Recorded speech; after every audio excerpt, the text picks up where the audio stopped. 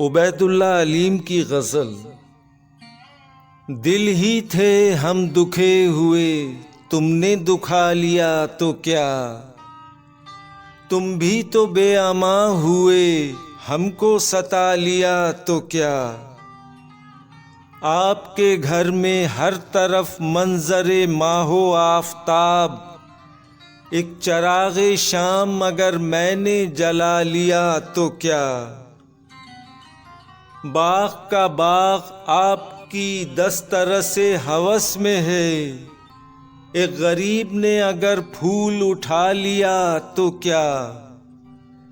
लुत्फ ये है कि आदमी आम करे बहार को, मौजे हवाए रंग में आप नहा लिया तो क्या।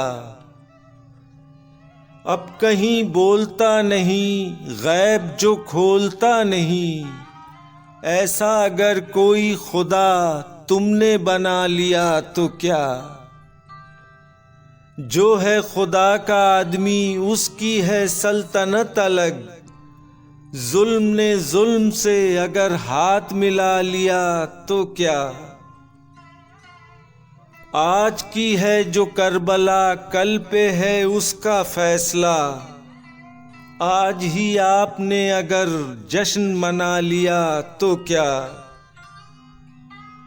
लोग दुखे हुए तमाम, रंग बुझे हुए तमाम, ऐसे में अहले शाम ने शहर सजा लिया तो क्या।